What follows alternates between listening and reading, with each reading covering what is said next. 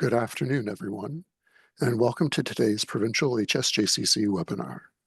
My name is Trevor Timchuk. I'm a consultant with the Provincial HSJCC, and I will be your host today. Before we get started, I'd like to go over some housekeeping items. The webinar is being recorded and will conclude at 1 p.m. We will be enabling the chat box shortly. You can leave comments in there. However, to make it easier to go through questions, we ask that you use the Q&A box. There will be a dedicated Q&A period at the end of our webinar. The webinar recording, slides, and resources will be emailed to you following the webinar. It will also be posted on the HSJCC's website and YouTube site. At the end of the webinar, we will provide a link to a short survey to hear your feedback from today's session. The survey will also be emailed to you following the webinar. The Human Services and Justice Coordinating Committee Network is comprised of 38 local committees, 14 regional committees, and 1 provincial HSJCC. Each HSJCC is a voluntary collaboration between health and social service organizations, community mental health and addictions organizations, and partners from the justice sector, including Crown attorneys, judges, police services, and correctional service providers. Please visit our website for more information. Before I hand it over to today's presenters, I would like to introduce Emma Jane Cowan from the HSJC Secretariat team to provide today's system acknowledgement. Thank you so much, everyone, and thank you for the opportunity to provide this. So while we are meeting virtually, I want to recognize that my home and the CMHA Ontario office is located on the traditional territory of many nations, including the Mississaugas of the Credit, the Anishinaabe, the Chippewas, the Haudenosaunee, and the Wendat peoples. Toronto is also covered by Treaty 13 and the Williams Treaties. Although these treaties were created using the principles of peace, friendship, and mutual respect, colonial systems have often failed to uphold them, resulting in lasting harm. As members of the HSJCC, we work at the intersection of multiple systems that were not designed with all people in mind. These systems have been shaped by colonialism, anti-Black racism, and structural inequities that continue to impact who is criminalized and excluded. Indigenous peoples and Black communities bear the brunt of this injustice, remaining vastly overrepresented in Ontario's criminal justice system. As the Uneven Scales report shows, this isn't by accident. It's the result of overlapping policies and practices that limit access to essential services and culturally safe care. That's why it is on all of us to help build systems that are not just inclusive in name, but trauma-informed, well-resourced, and led by those most impacted. In my role as the HSJCC Community Reintegration Coordinator, I support the community reintegration planning tables across the province. One of the report's recommendations that resonated most deeply with me is the call to build cultural capacity within service providers. A quote from a person with lived experience in the report stated, "Try to offer them some help that they need or suggest things in our community that could help us, like seeing an elder and talking to people who've been through it, because most of our people have been through it." Our community partners like Black serving organizations such as Amadeus and Indigenous organizations like Two-Spirit People of the First Nation have been fierce advocates for cultural humility training and have actively led and delivered such training to better equip the tables to support clients in a way that reflects the spirit of this quote. We know the HSJCC's platform can drive real change when we co-create solutions that center lived experience, value community wisdom, and are built with, not for, those most affected. The HSJCC Secretariat would like to thank the John Howard Society of Ontario, Ontario Federation of Indigenous Friendship Centres, and the Black Legal Action Centre for conducting this research and creating recommendations to support us in moving forward. Thank you. Thank you. And it now gives me great pleasure to introduce to you our presenters today. Eileen Simon, Education and Strategic Initiatives Coordinator with the John Howard Society of Ontario, and Hayden Moore, Senior Policy Advisor with the Ontario Federation of Indigenous Friendship Centres.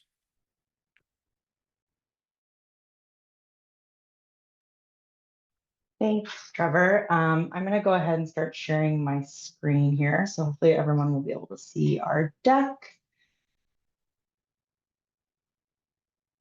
Hopefully that is visible there, and everyone can see that. Yeah, so thank you, Trevor, for that introduction.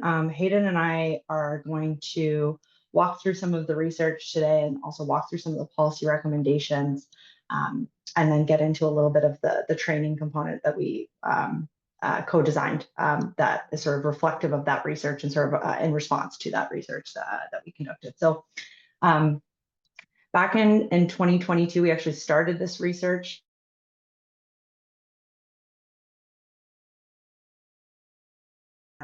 And OFIFC to actually conduct this research and get a good sense of some of the intersecting issues and intersecting barriers that folks in the criminal justice system were experiencing from Black and Indigenous populations. So trying to understand the unique barriers and circumstances of that justice involvement and the collateral consequences that can stem from justice involvement.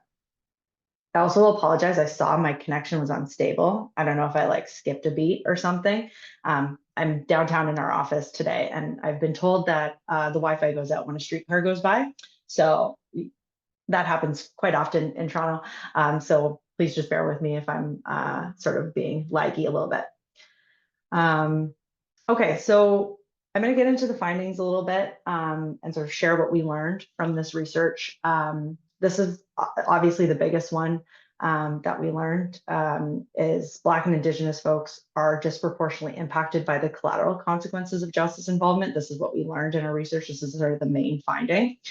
And essentially, you know, as it's sort of written out on the screen, the ongoing impacts of colonialism and systemic racism have really built a system where Black and Indigenous populations are facing more and unique barriers and consequences that stem from justice involvement and their impacts of being in the justice system, whether incarcerated or not. So not all the folks that we spoke to were actually had served a period of incarceration. Some folks were just justice involved and not actually having served a period of incarceration, but regardless, that justice involvement has impacts.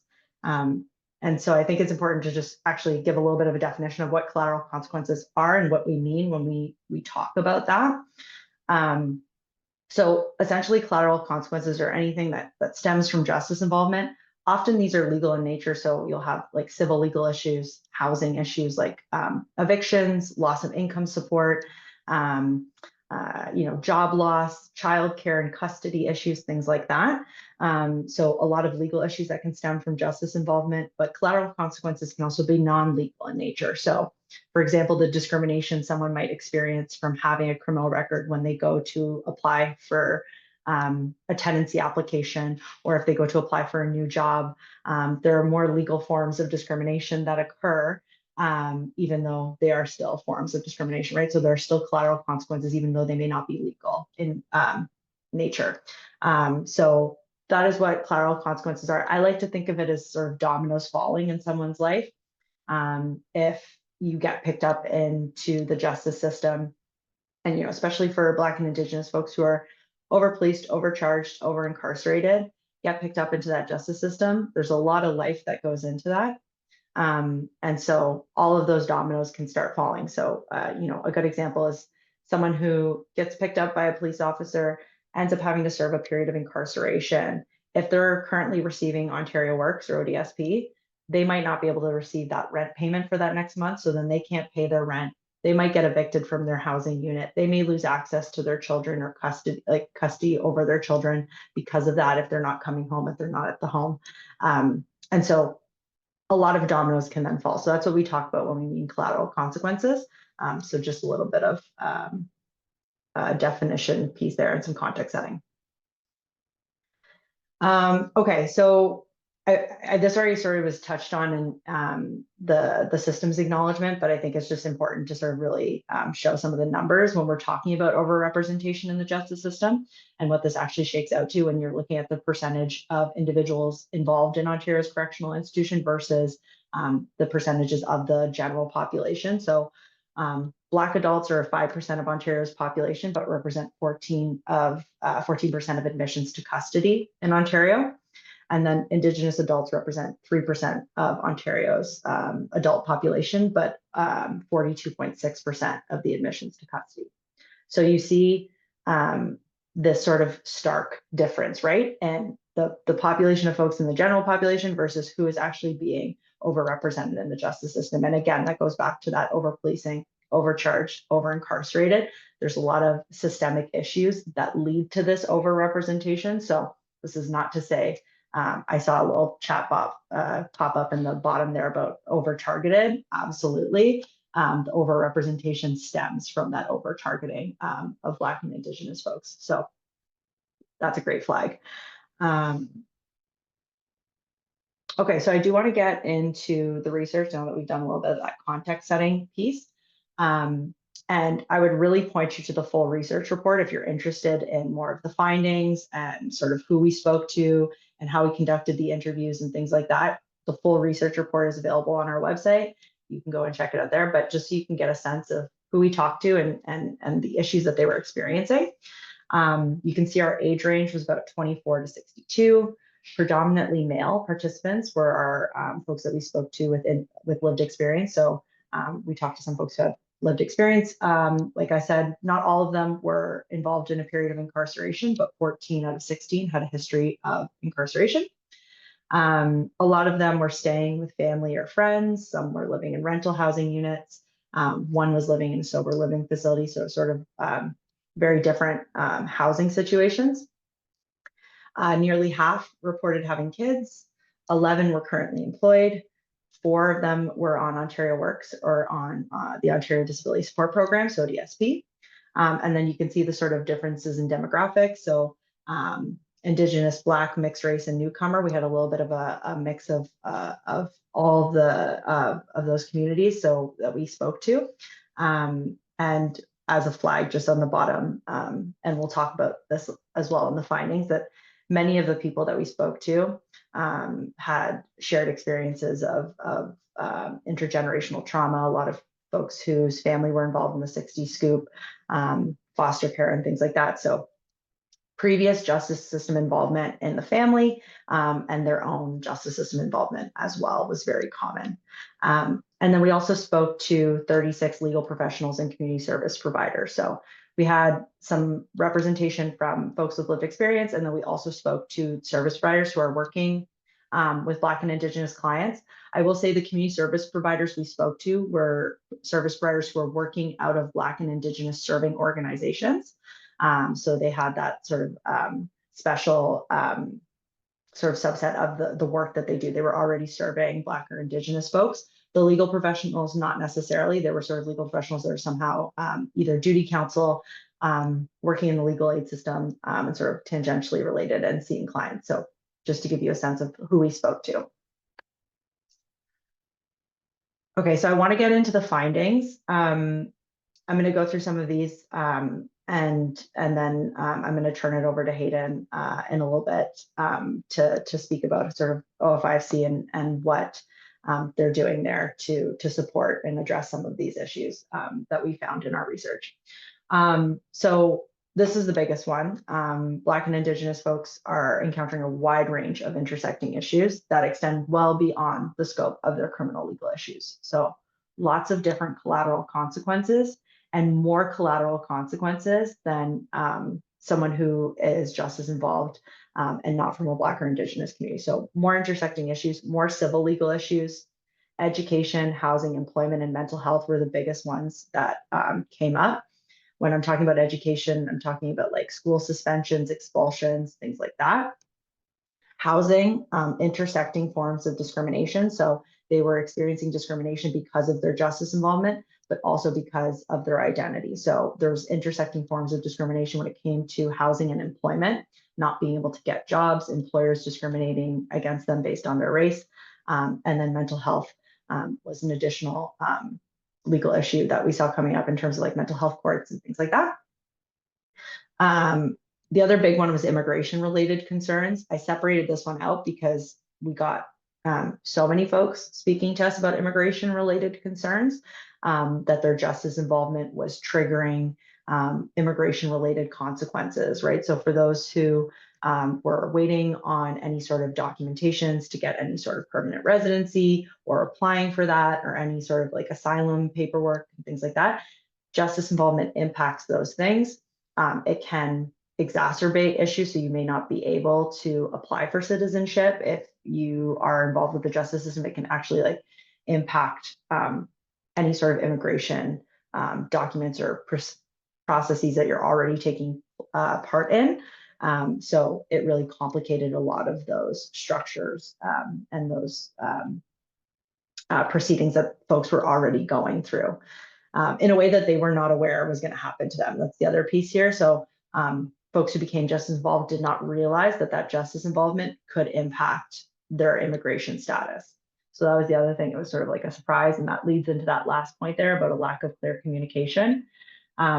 Lots of confusion around the legal process, how it worked, a lot of complex paperwork and jargon that folks felt like they couldn't actually understand. They didn't know what was happening to them or all the impacts that were going to come from this justice involvement. So we'd have folks who talked about pleading guilty just because they wanted to get home and get back to their kids or get back to their job or whatever it might be, not actually appreciating what pleading guilty will then do or impact their life going forward.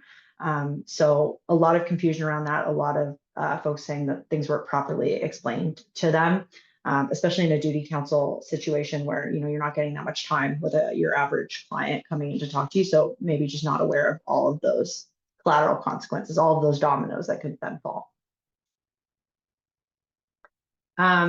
This was our other key finding, and I know Hayden's going to speak to this and address it sort of in her points, is the gaps in services, right? So a gap in services was leading to insufficient culturally appropriate supports. This is what we heard from a lot of the folks that we talked to, that either services weren't available in their area, or if they were available in their area, they weren't appropriate to them. Or they were overtapped, or like folks who just didn't have bandwidth to take on more clients. A lot of folks mentioned a lack of cultural competency from the service providers that they were working with and the legal professionals that they were working with, especially for legal professionals who had not been working for Black and Indigenous serving organizations. The individuals with lived experience spoke a lot of not having that cultural awareness was actually inhibiting them from getting the legal support that they needed because they weren't necessarily sure of all the things that they could access, and those legal professionals weren't sure where they could refer people to. There's also limited wraparound supports that were, this was spoken about. Legal professionals really struggled. They mentioned a lot about struggling to deal with all of the social issues that come from justice involvement and the compounding issues that a client might be facing. And so we heard from a lot of legal professionals that they were having to engage in essentially pseudo-social work to help address, shelter issues, child custody issues, even just like trying to help someone find clothes or groceries for the night or things like that. Legal professionals that we spoke to referenced this a lot, that they were saying that they were having to sort of go above and beyond the scope of their legal expertise and their work because of the limited wraparound supports that were available to clients in certain communities, depending on where they are in Ontario. The other thing that was talked about a lot is a lack of diversity within the culturally appropriate services. So where services were available, sometimes they weren't led by folks of the same community.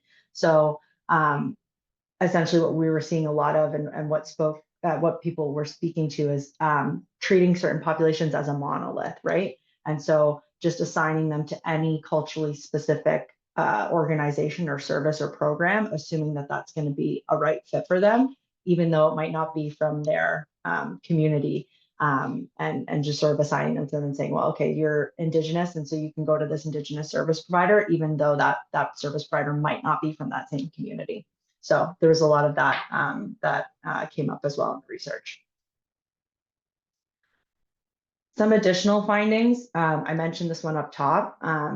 A lot of participants spoke about the intergenerational trauma that they'd been experiencing. And so a lot of folks mentioned that they'd gotten involved in the justice system at a young age in their youth and had many family members who were survivors of residential schools or the 60 Scoop. And so we actually had a lot of folks that were speaking to the fact of how long they and their family members have been involved in various systems, right? Like your foster care system, correctional system, justice system, all of these systems, and how their children have also sort of been impacted by this, right? You're really seeing that sort of longitudinal, the impacts of colonialism and systemic racism, and that came up a lot in our research. The other one, again, I've sort of touched on this already, a lack of cultural awareness. This is, across all levels, judiciary, legal professionals, across the system.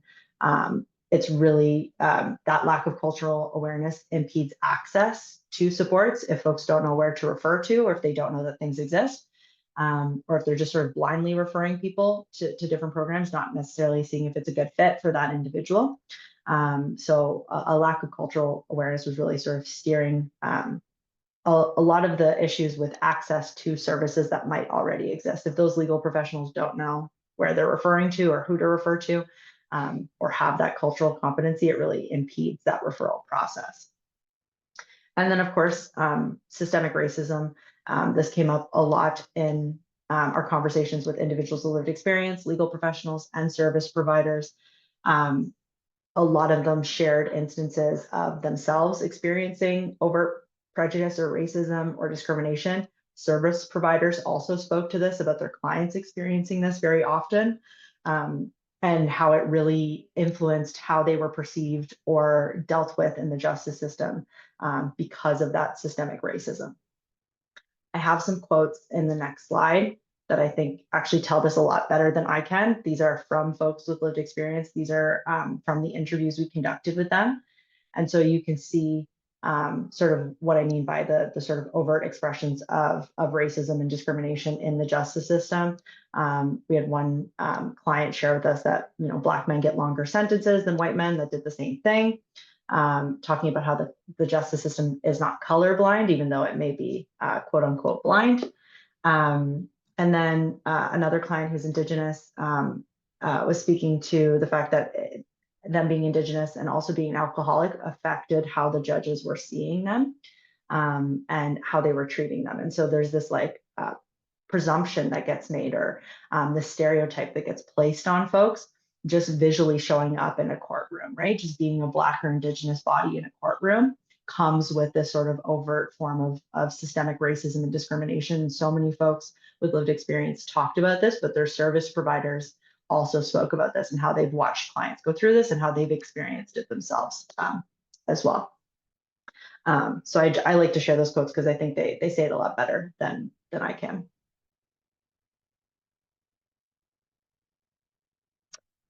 Okay, I'm going to touch on some really specific findings that we had around GLADU and IRCA reports.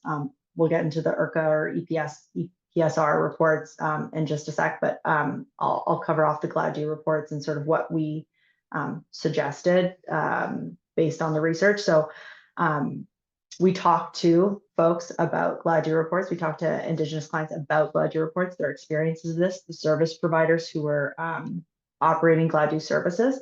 And these are some of the findings that came from our research. So amongst legal professionals working in the criminal justice system, there's a really big lack of understanding and communication around GLADU, which is probably not new news to anyone who's sort of worked in the GLADU space or sort of read anything about GLADU. It's been around for 20 years, but what we see is a very clear disconnect between what legal professionals know about GLADU and how GLADU actually operates. And so for anyone who doesn't know what a GLADU report is, I guess I will give that context. It's sort of a pre-sentencing report that is meant to distill life circumstances and background information on a particular accused person so that judge has that information to inform their sentencing. So that there might be mitigating factors in there, right? And it should be taken into account in sentencing. So that's what the report does.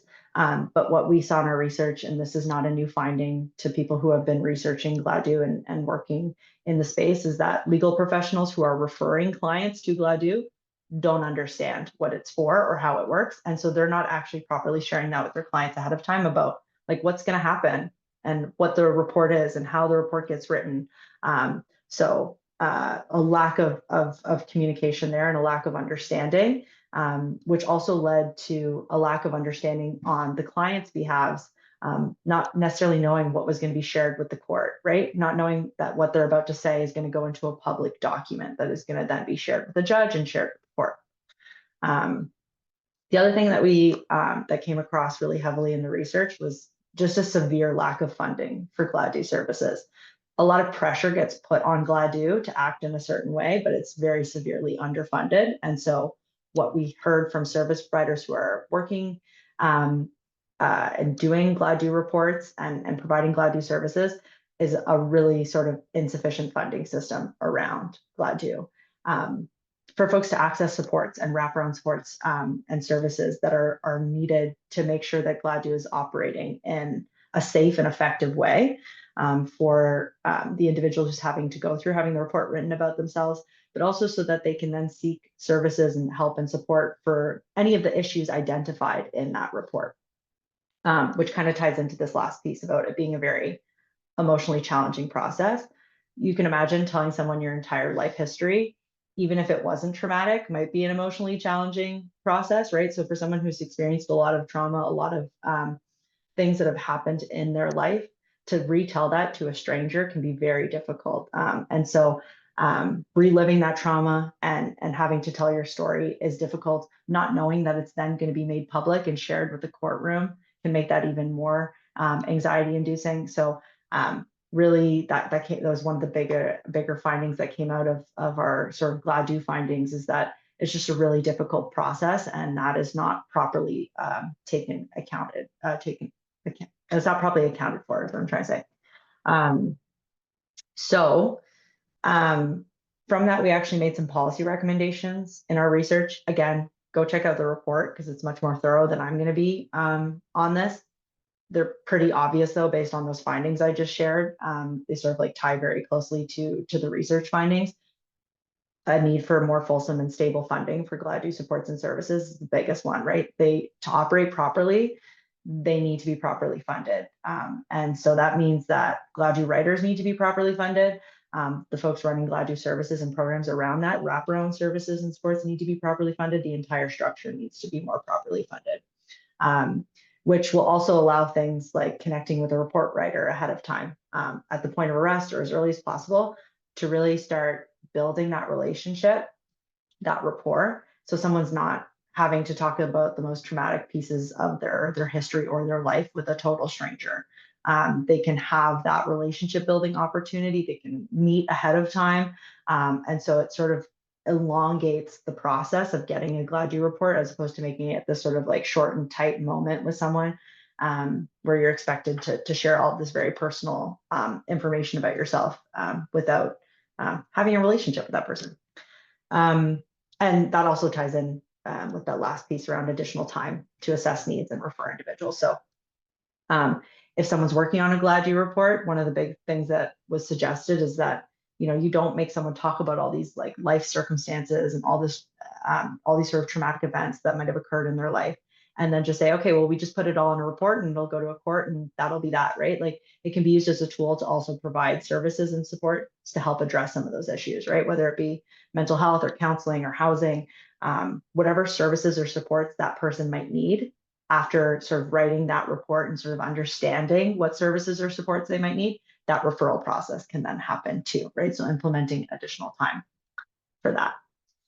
I think, Hayden, this is where I turn it over to you, and just let me know when you want me to change your slides. Okay, sounds good. Sorry. Thank you very much for that. And hi, everyone. Good afternoon. Thank you for joining us.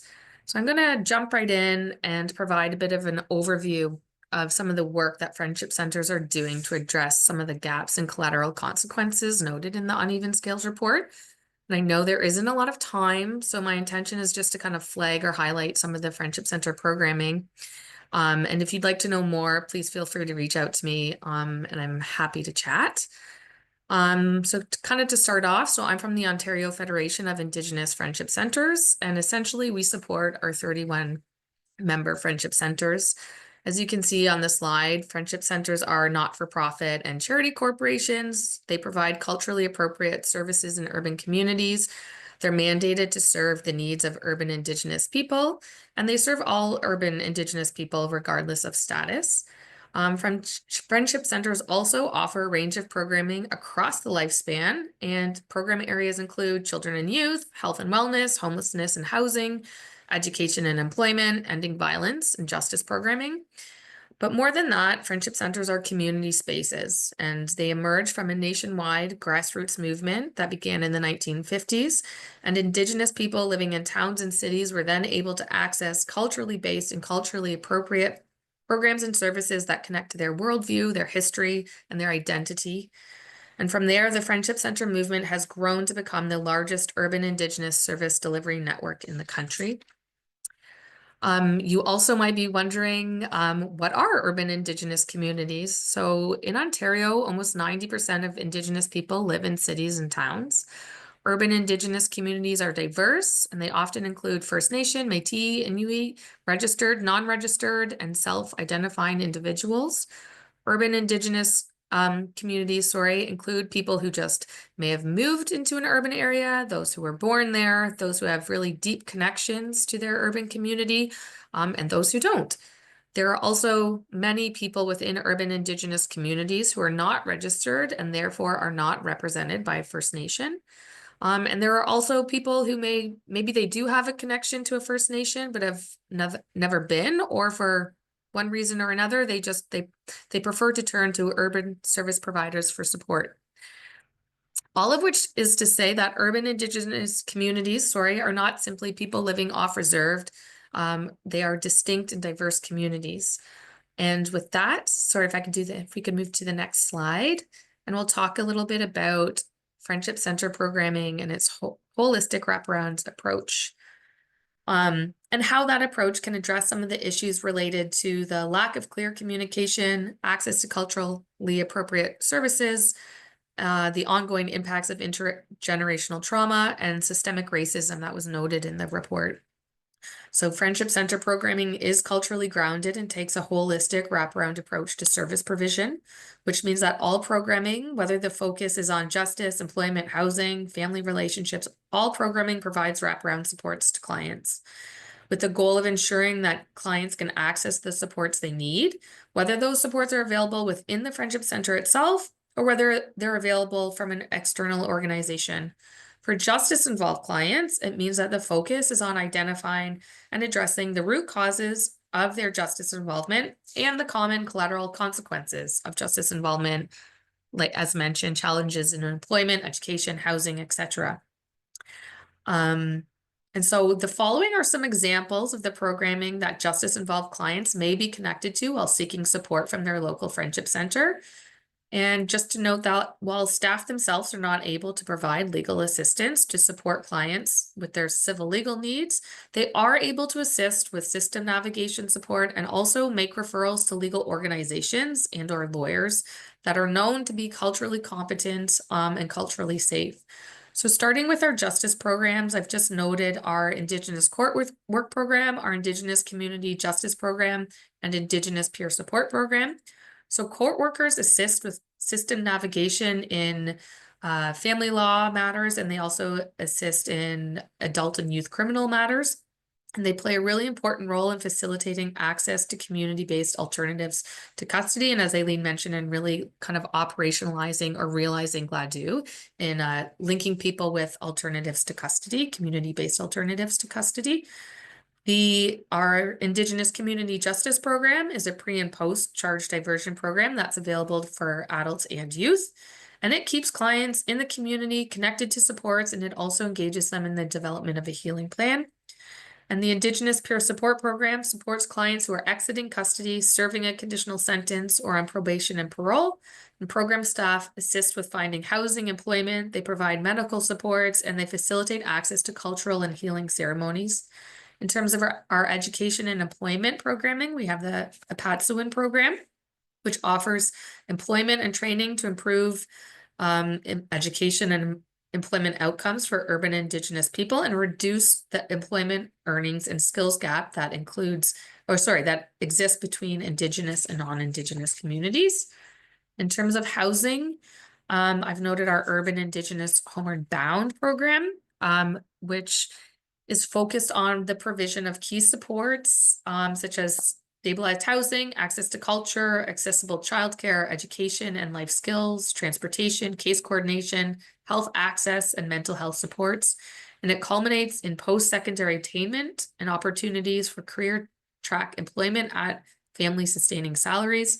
And this program is a really, really impressive program, and I would encourage folks to kind of look into it. It supports Indigenous families to be lifted out of cyclical poverty, to escape violence, and to achieve goals of self-sufficiency and well-being. And then finally, I've just highlighted our Indigenous Healthy Babies, Healthy Children program, which uses home visits to support families, build relationships, pass on knowledge relating to child development, nutrition, and parenting skills to achieve the best possible opportunities for healthy child development. Program staff can help attend medical and other appointments, or accompany clients as they attend those appointments. They can develop family support plans, and they connect families to programming and resources at the Friendship Center or at other external organizations.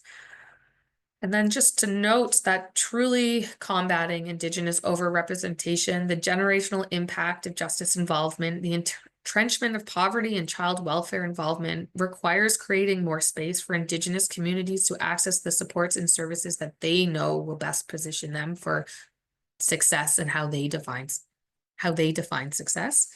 And I would just add, for those of you who work with urban Indigenous clients, if you haven't done so already, I would highly encourage you to reach out to your local Friendship Center or Friendship Centers to learn more about their programming and how it can help support your clients who are experiencing justice involvement and or some of the collateral consequences.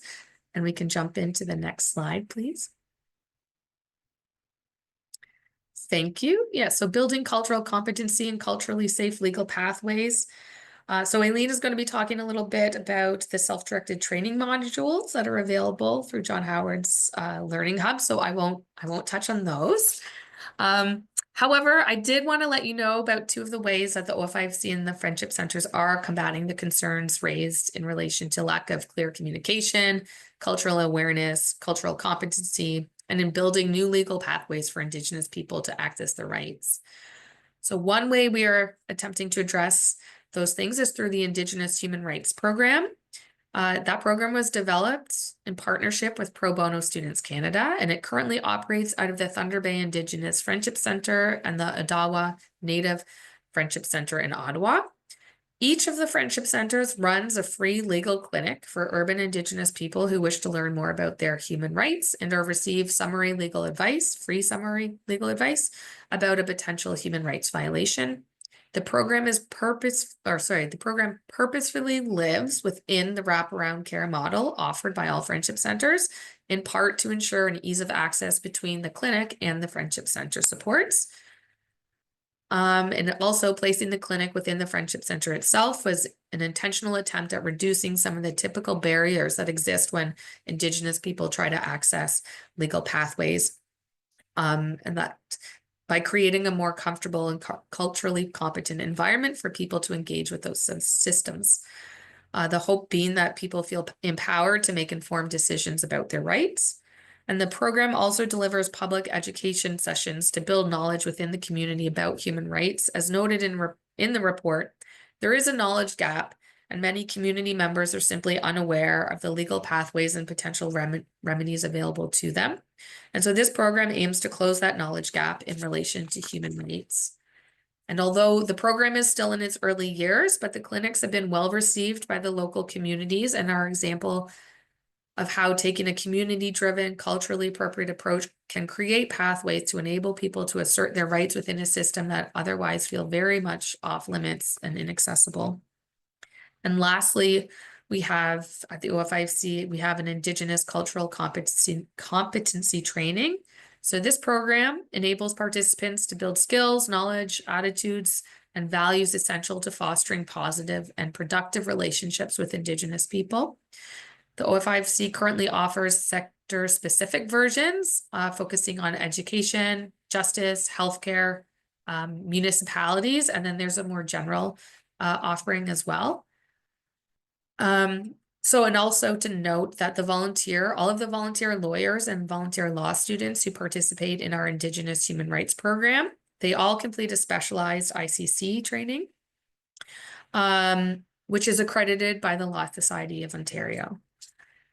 And so increasing the knowledge and understanding of Indigenous histories and cultures throughout the legal sector is critical to improving access to needed supports and services, reducing the barriers caused by lack of cultural competency and systemic racism, and building knowledge within the sector is the responsibility of those within it.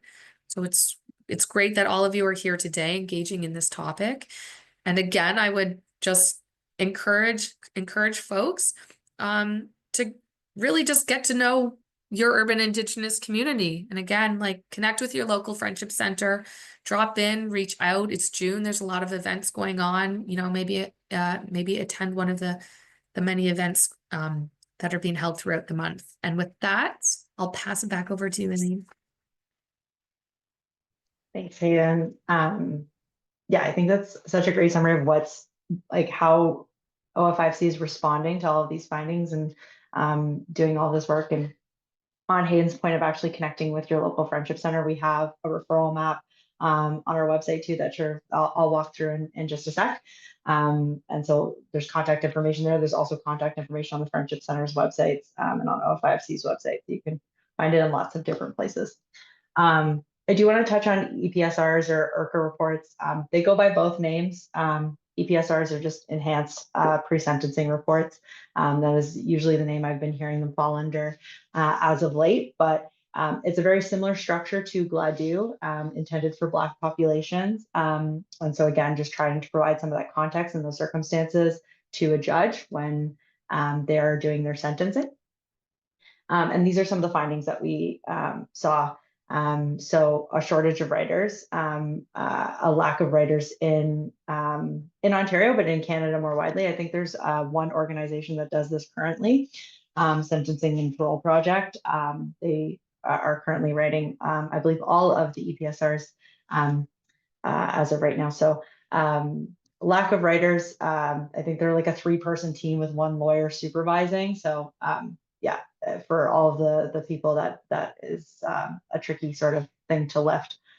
So lack of writers, which also causes delays in sentencing, right? So difficulties in actually obtaining that report because there's such a long wait list can delay your sentencing. And so you're sort of stuck in the justice system for longer than you might otherwise have been because you're waiting on those reports. And same thing with GLADU, a lack of understanding. EPSRs are relatively new in comparison to GLADU, so it's like maybe 2-3 years old. And so the lack of understanding is maybe a little bit more, it makes a little bit more sense in this situation than it does with GLADU, right? That's been around for over 2 decades, and you would think there would be more understanding around it, but here we are. So a lack of understanding from legal professionals just around the purpose of an EPSR and how it works and how folks can actually apply to get one. Sort of a very difficult system to navigate when legal professionals aren't even necessarily aware that this is an option that's available to their clients. And so the problems were very similar that we saw with GLADU, and so our recommendations are very similar, although tweaked just a little bit. So expanding the role of whoever's drafting that report to allow for early connection. Again, the same thing, you want to allow for that rapport building, that time to get to know someone who's writing down all these really sort of important pieces of your life and your life story and your circumstances and any sort of traumatic events that might have kind of intersected with that. It's a lot to put on a stranger. It's a lot to just one day sit down with someone and say, like, here's my life story. So building in that extra buffer time to really allow for that relationship building and allow time for that person to get to know whoever's writing this report about them. Adequate funding, again, really needing to inject funding into the system so that there are more writers, that there are more writers who are adequately paid to do this, that they have the resources to be doing this work to actually expand it, and to have more staff trained up to do this work. Really important, because again, goes to that shortage of writers and goes to those delays in sentencing. You really need to have adequate funding and resources to build out that network of writers.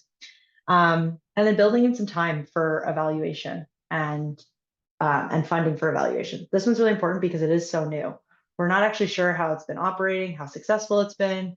We obviously have some preliminary findings on, delays in sentencing and shortage of writers, but we don't actually know how it's being operationalized by courts and how judges are taking this into consideration in a really sort of fulsome way. So building in some time so we can learn some lessons on how the first few years have been going, and seeing how the system might need to be tweaked or what's working really well, really make sure that it's lining up with its objectives.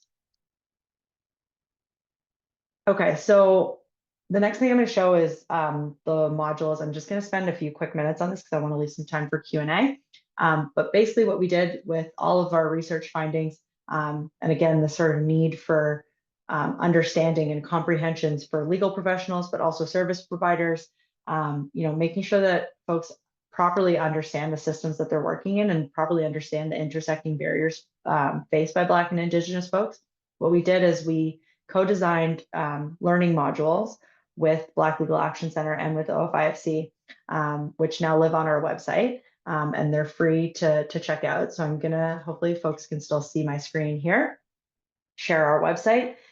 It's just called jhslearninghub.ca, and you can sort of check out the website on your own time, but we offer self-directed training and different resources, which you can play with all the tabs up here on your own time as you go through the website. But under self-directed training, you can register and create a profile if you want to track your progress and earn certificates.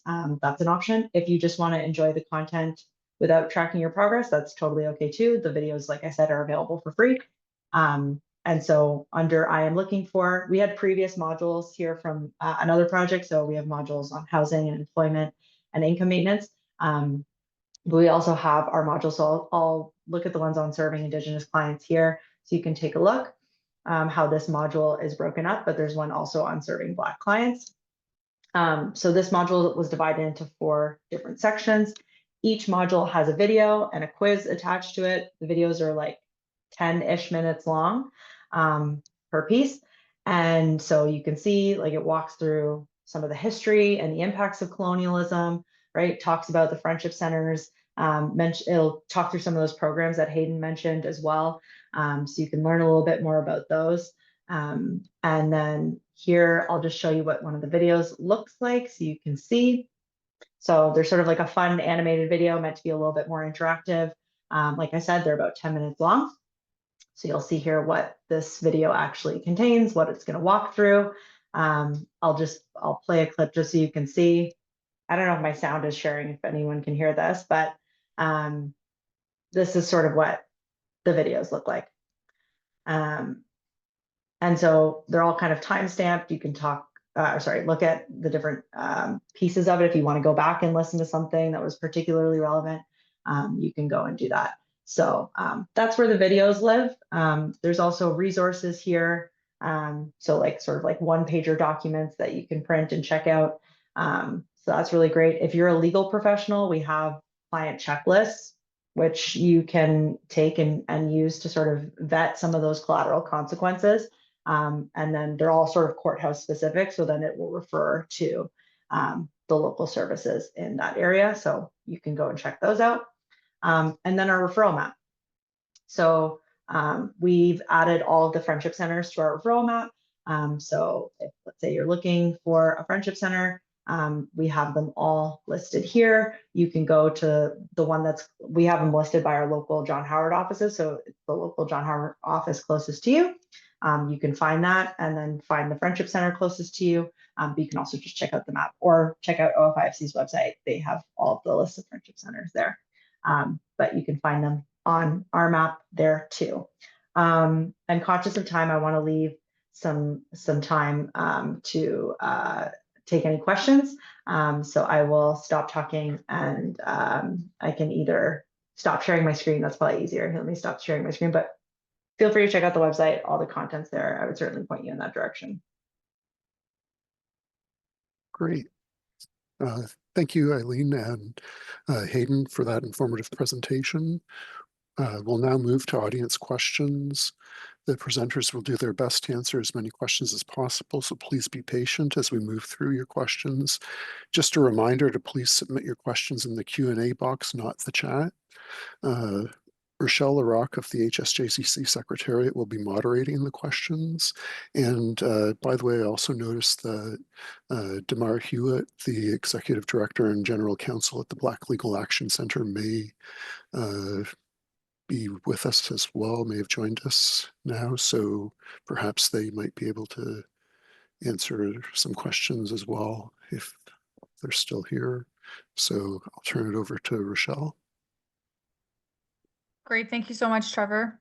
So the first question we have states, we hear the same GLADU issues that you found. Those that were able to have GLADU reports completed say that they felt that it affected their sentencing in a positive way. Did you hear the same? So either Aileen or Hayden could answer that one. I'm not sure who would like to go first. Yeah, Hayden, feel free to jump in here with what you've heard. If anything, yes, some people have had really great success with GLADU, and it's not, I'm not trying to trash GLADU in any way. Like it is helpful in sharing circumstances and life stories, and it is meant to impact sentencing, right? Like that is a great success story if it is working out for folks. I think it's the barriers to accessing it and the barriers to being operationalized, and then what folks are left with afterwards, after they go through the process, right? What other supports and services might they need post that process? So that was sort of the feedback that we heard there. But yes, there are success stories with GLADU. It does impact sentencing as it is meant to, and judges are taking that into consideration. So yes, I don't want to take away from those success stories. It's a good question and a good point. Great, thank you. Another question here relating to the friendship centers. Maybe this is for Hayden. If there's no friendship center in the city the person lives in, are they able to access services in another location, or are those services limited to people specifically in that region? So friendship centers, they do have a catchment area. So within there is a certain like geographic area that they will serve. But if there's a specific question around a location, I'm happy to chat offline. We could connect and we can kind of see what might be available or what friendship center the person might be able to access. I can drop my email maybe in the chat. Great, that's wonderful. Thank you. Because there's another question around friendship centers here asking what friendship centers offer the Indigenous Human Rights Program. Sorry, where? What friendship centers offer the Indigenous? Oh, sorry. So that's in Thunder Bay and in Ottawa.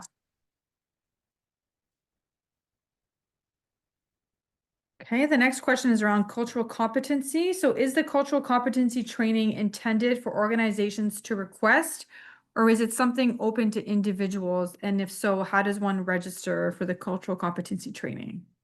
So it is something that we typically, it's typically provided to an organization.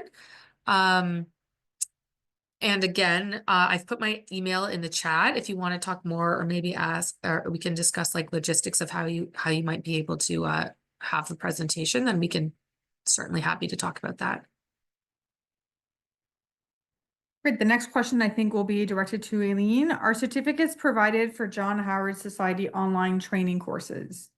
Yes. So if you finish a course and you complete all of the quizzes attached and you get a passing grade on all of the quizzes, at the end of the module and at the end of the course, you'll get a certificate from John Howard that says you've completed that course. Fantastic. And then this last question that I have here is directed to Damar. Can you please speak more about the BLAC IRCA program? Will it write IRCA reports for youth? Yeah, certainly. Hello all. So BLAC recently started an IRCA program, and that's coming from what Aileen spoke about, what we recognize or what we have heard to be the significant delay in getting these IRCAs written, the turnaround time and just the absence of writers. And from all the discussions we've been having over the past year, we know that there is some benefit in having the judge consider your special circumstances as a Black person who is looking to be sentenced in the criminal justice system. So we officially get started, we will start on the 1st of July. We have some requests here that we're going through, but officially the 1st of July is when we'll start doing the writing for these reports. And one of the things that we have been considering from some of the discussions we've been having with our community organizations that focus on youth going through the criminal justice system is how it is that we can apply IRCA principles or Section 34 reports in those circumstances. We're still working through the mechanics of that, recognizing that the turnaround time required for these reports for them to really make it in front of a judge because of how fast these cases are expected to go through the system generally do not lend itself to a full IRCA report, but we're trying to find some way of providing modified reports in these circumstances, somewhat similar. Some of the examples we've given are, for example, bail support letters or something in that kind of short form where you can get some information and put together a report that the judge can take into consideration the special circumstances of that youth that they have before them. So we may not get full IRCA reports in those circumstances, but we want to be able to apply it and give the benefit to kids and youth who are going to the criminal justice system by applying the principles. So we're still working through that, but we intend to make it happen some way. Great, thank you, Damar. Those are all the questions that I have in the Q&A. I'm gonna throw it back over to you, Trevor. Okay, great. Well, thank you, everyone. Thank you to Aileen, Hayden, and Damar for this fantastic presentation, and thank you, Rochelle, for moderating. I know that there was a link posted to the survey for feedback on today's webinar, and I know it'll also be sent out afterwards as well. So please, people, provide feedback on the webinar. And again, you will be sent a link to the webinar once it's posted on YouTube. So look out for that, and please watch out for future webinars as well. Thank you, everyone, for attending. Thanks, Trevor. Thanks for having us. Thank you. Have a good one, guys.